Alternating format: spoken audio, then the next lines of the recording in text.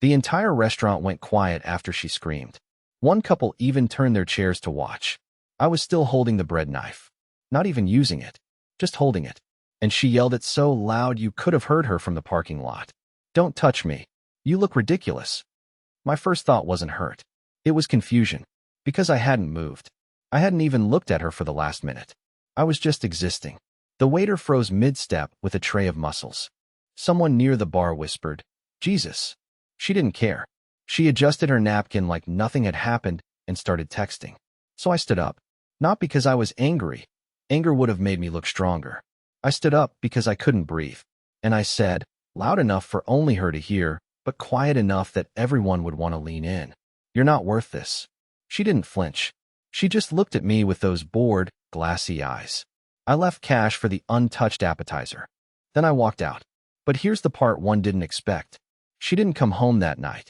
And when I checked her location, I realized she had disabled sharing, something she never did, not even once in 4 years. But the camera on our front porch? It caught something.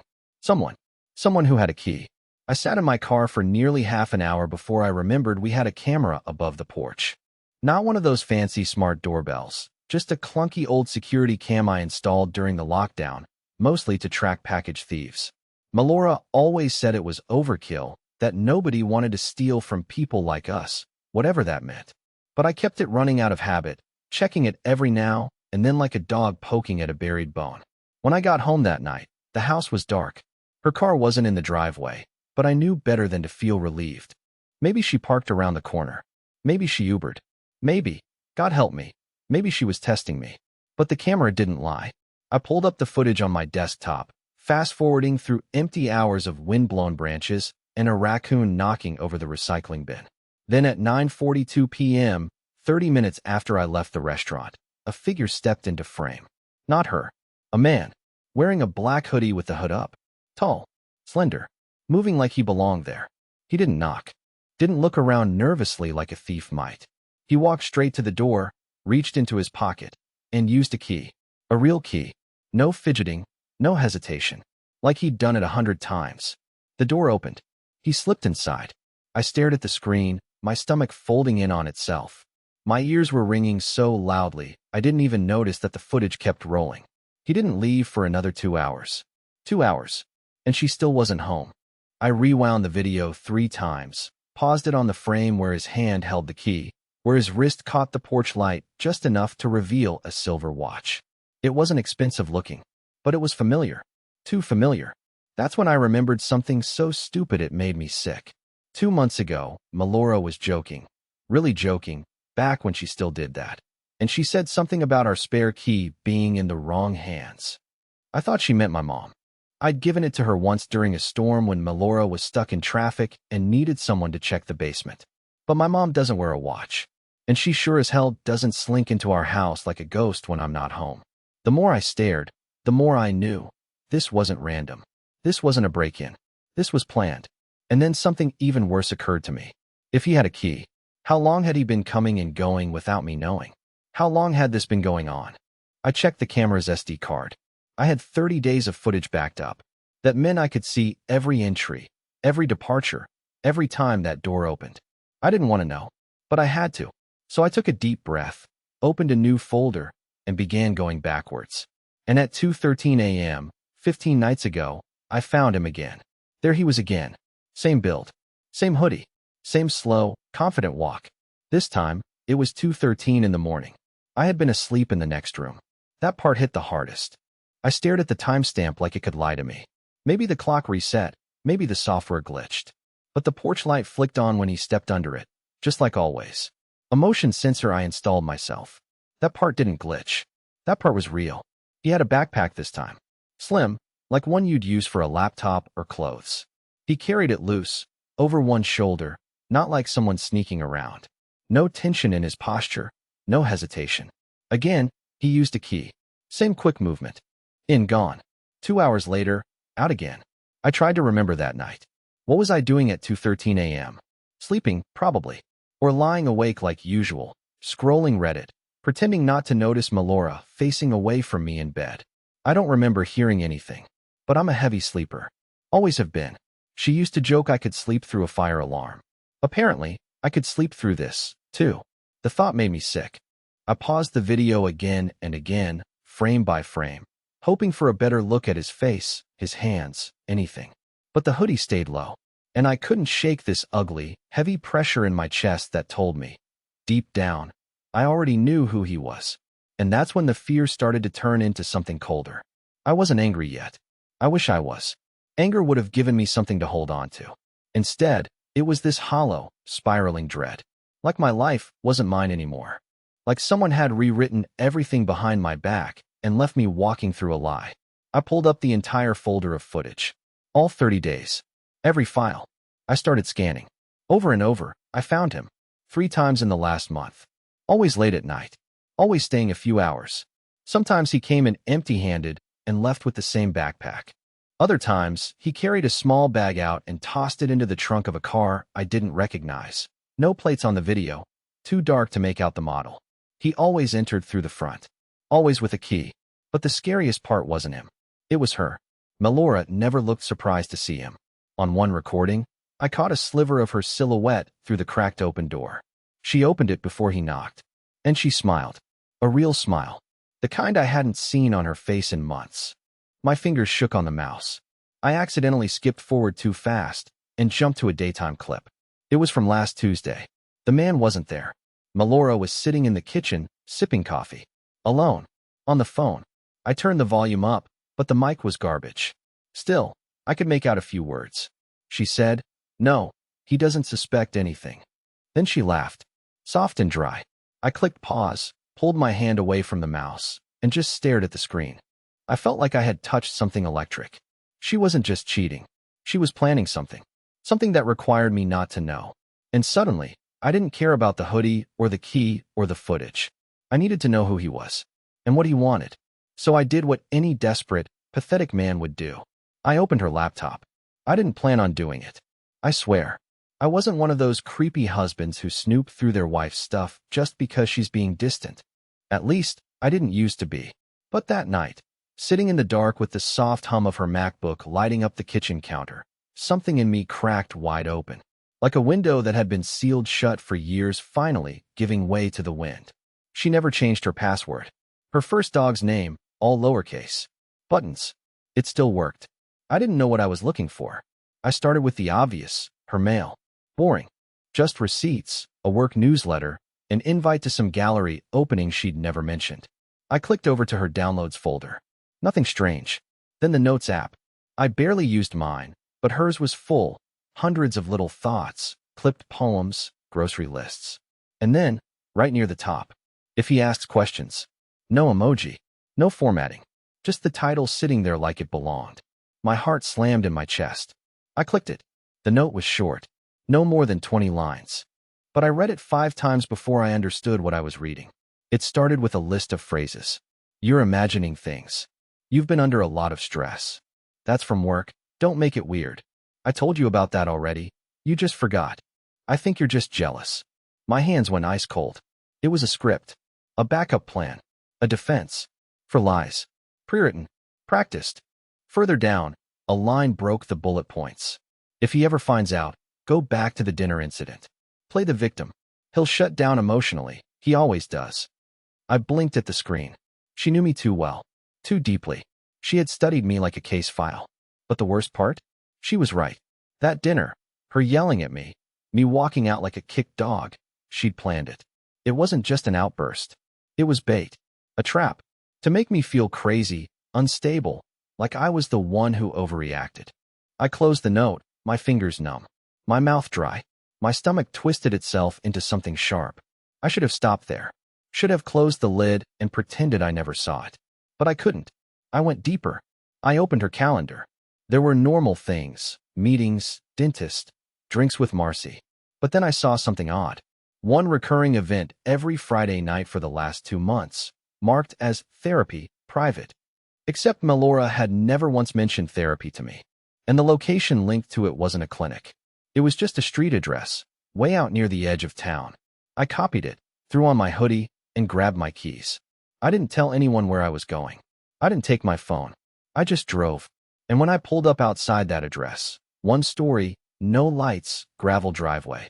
I realized something was very wrong. Because I wasn't looking at a therapist's office. I was looking at a storage unit. And her car was parked right outside. I parked half a block away and killed the engine. My heart was thudding so loud I could hear it over the gravel crunching under my shoes. The lot was mostly empty, just her car and one other, a white sedan with tinted windows and no front plate. Every alarm in my body was screaming, but I kept moving forward like something bigger than me had grabbed the back of my neck and was pushing me closer. The storage place wasn't even well lit. A couple motion sensor lights blinked on lazily as I approached, casting long shadows that made everything look warped and crooked. I stayed in the dark, hugging the fence until I reached her unit. Number 117. The lock was off. The door slightly cracked. She was inside. I crouched low behind a stack of empty pallets and waited. At first, I didn't hear anything. Just the occasional shuffle, like someone moving boxes. Then voices. Muffled. A woman and a man. Her voice was low, sharp. I couldn't make out the words, but the tone was familiar, focused, irritated. Not romantic. Not playful. Professional, almost. The man responded with something short, and then I heard a metallic clank, like a shelf being bolted or something being dropped. Then came the part one still can't explain. There was laughter, but not hers. Not his. A child's. Short, echoey, and unmistakable. My blood ran cold. My body locked. I don't have kids. She doesn't have nieces or nephews. I hadn't heard a child's voice in our life together, not once. And yet, in that pitch-black rental space, where she claimed to be doing therapy, a child was laughing. Then something else, footsteps, lighter ones, running across concrete. I leaned forward to get a better angle through the gap in the door, just an inch or two more. And the door suddenly slammed shut. I flinched so hard I nearly fell. The clang echoed through the entire lot like a gunshot. I dove behind the pallets and held my breath. Nothing. No one came out. No one called my name. I waited. 1 minute. 5. 10. Still no movement. Finally, the white sedan pulled out. I stayed low as it drove past me and disappeared into the night. Then her car followed. She was driving. Alone. I waited until both cars were completely out of sight before I approached the unit again. The door was still warm where she had touched it. The lock was back in place. She had relocked it before leaving. But something was wrong with the air. It smelled stale, old, not like dust, more like something that had been sealed away for a long time. Forgotten. I tried the lock. It didn't budge.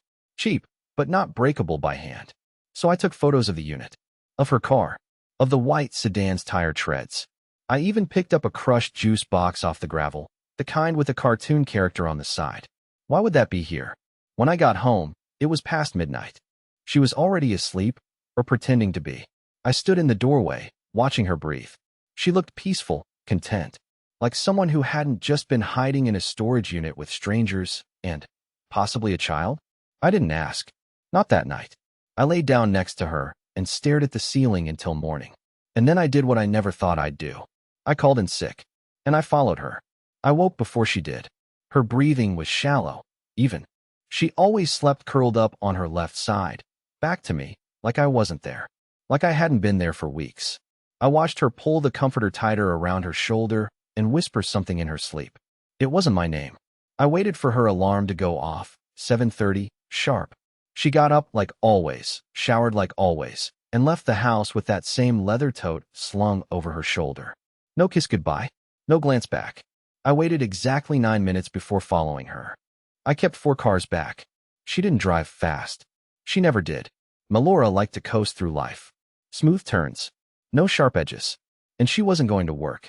I knew that because she turned the wrong way out of the neighborhood, past the florist, past the gas station she never used because she hated their coffee.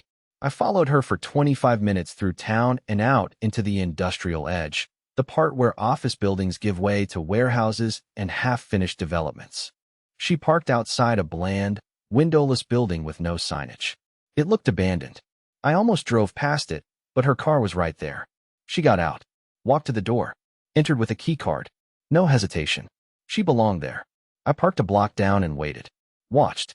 Clocked the time. Exactly 1 hour later, she came out, alone, smiling at something on her phone.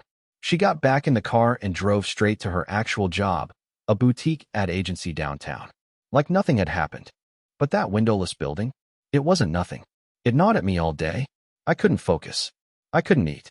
I sat in my office chair staring at a spreadsheet until it blurred into nonsense. By 3 p.m., I cracked. I looked up the building's address. It wasn't on Google Maps as anything but a blank zone. No reviews. No business name. Just Unit 46, Hawthorne Industrial Park. I searched zoning permits. Nothing recent. I searched her name, her maiden name. Nothing. Then I searched the license plate of the white sedan I'd seen outside the storage unit. The one with no front plate. That led me to Elias Grant. No social media. No employer listed. But one old property registration. A trailer sold 6 months ago in a town 2 counties over. And listed as a joint purchase. With Melora K. Ward. My wife's maiden name. I clicked through the document 4 times. It was real. Not a forgery. I stared at the signature at the bottom. Her tidy, careful handwriting. The same signature on our marriage license. She had bought property with someone else. Under a different name. While still married to me. My vision went blurry. My pulse beat behind my eyes. I didn't want to believe it, but there it was. Legal, public, undeniable. She had a second life. One with paperwork. One with lies that required notarization. And I still hadn't asked her a single question. Because I was scared of the answer. I sat in the dark until she came home. Her keys jangling. Her voice light as she called out a fake, "Hey, I'm home," like everything was fine. And for the first time in our marriage, I didn't respond. I just stared at the wall, silent, and thought about Elias Grant, and the laugh of the child echoing through the storage unit. I didn't sleep that night. I laid next to her, our bodies separated by just inches, but divided by a canyon. I kept my eyes closed and timed my breathing to hers, just to make her think I was asleep. She reached for her phone 3 times in the dark. Didn't realize I was watching her reflection in the mirror across the room. In the morning, I cooked breakfast. She looked suspicious immediately, probably because I hadn't made breakfast since Valentine's Day, and even then, the toast was burnt and she didn't eat the eggs. "Are you okay?" she asked, one brow raised, her mouth twitching like she wasn't sure if she should smile or not. "Yeah," I said. "Just wanted to do something nice." She nodded slowly, sat down, and poked at her food like it was a trap. I sat across from her and stirred my coffee. Then I said it. "I saw someone strange near the house yesterday, at the end of the street." That got her attention. Her fork stopped midair. "Strange how?" "Just, tall guy? Hoodie. Had a backpack. Kind of looked like he was watching the house." She stared at me a beat too long. I didn't see anyone. I shrugged, casual. Maybe nothing. Just felt off. She went back to eating, but slower now. More cautious. I let the silence build. I let it stretch until it was unbearable. Then I dropped the real bait. I was thinking of getting a second camera. Maybe pointing toward the street this time. Her hand froze. And then, like a light switch, her whole face changed. "I don't think that's necessary," she said quickly. Too quickly. It'd just make the place look paranoid. Paranoid. Not safe. Not secure. Paranoid. I smiled politely and said, "Yeah, you're probably right." But she wasn't right. She was scared. She got up early for work after that. Left in a rush. No makeup, hair barely brushed. I waited exactly 20 minutes again, then followed. But this time, she didn't go to the storage unit or the mystery building. She drove to a public park. I parked 2 rows away and watched her from my car. She sat on a bench for 20 minutes, just staring at her phone. Occasionally, she glanced around like she was expecting someone. But no one showed. Finally, she got up and walked to the far end of the park, to a narrow trail leading into the trees. I got out and followed on foot. I stayed far back. She walked fast, not like she was strolling, but like she was late. The path curved and narrowed, and then I saw it. A rusted gate, half hidden behind a row of dying hedges. She looked around once, then slipped through. By the time I reached it, she was gone. Inside the gate was a trail leading down into a hollow, hidden from the main path. And down there, maybe a quarter-mile in, was a house. Not abandoned. Lived in. Laundry on the line. Smoke from the chimney. And out front, a child's bike. Red. Rusted. Training wheels. I backed away. Hard. Because I didn't know what scared me more, the fact that I had never heard of this place before, or the fact that I suddenly recognized the style of handwriting on the mailbox. It was hers.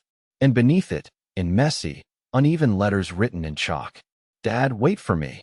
I turned around, walked back to my car like I wasn't shaking, and drove home. And that night, I asked her the question I'd been choking on for weeks. Melora, have you ever been pregnant? She didn't answer. She just stared at me, and then said something I'll never forget. Why are you asking that now? Not what? Not no. Not even how dare you. Just, why now? She never answered the question. She just stood there in the hallway, still wearing her coat, holding her phone like she didn't know what it was anymore. Her mouth opened, then closed. Opened again. No sound. I didn't push. I just said, I already know. I saw the property papers. I followed you. I saw the kid's bike. Her eyes filled with tears before she could stop them. She didn't wipe them away.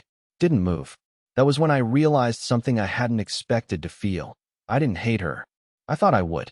I thought all this would boil over into something ugly and loud and permanent. But it didn't. It just broke. Quietly. Cleanly. She sat down at the kitchen table. I sat across from her. Neither of us touched our coffee. Then she told me. She had a daughter. Before we met. Before we ever crossed paths at that library all those years ago. The father, Elias, was someone she'd tried to cut ties with. She had been young, scared, not ready to raise a child. She left custody in his hands, moved states, changed everything. Started over. She never told me because, in her words, I didn't want to be that person anymore. I didn't say anything. She continued. But over the last year, the girl, her name was Sadie, had started asking questions. Elias reached out. Sadie wanted to meet her. Just talk. Maybe get to know the mother she never had. Melora panicked. She didn't know how to tell me. So she didn't. She met with them in secret. First at the storage unit. Then later at the property they bought together. Just a small place, out of town, where they could meet quietly without upsetting Sadie's life. I asked the only question that still mattered to me. Did you cheat? She shook her head. No. I swear to you, Craig. I lied to you about everything else, but not that. I didn't want to lose you, but I didn't know how to be. Both people. Who I was, and who I had to become again. I believed her, not because she deserved it, but because something in her face broke wide open, something real and raw and exhausted. She wasn't the woman I married anymore, and I wasn't the man who needed her to be. So I stood up. I walked to the cabinet. I pulled out the envelope with the divorce papers I had printed but never signed. I tore them in half. Then I said, we're not okay. But that kid didn't ask for any of this. She nodded. Silent. Do you want me to meet her? I asked. She started crying again. This time she didn't stop. We met Sadie 2 weeks later, at the park where Melora first slipped away. She was shy, curious. She looked nothing like me, but had Melora's exact eyes. She liked puzzles and apple slices, and asked me if I knew how to make paper airplanes. I told her I did.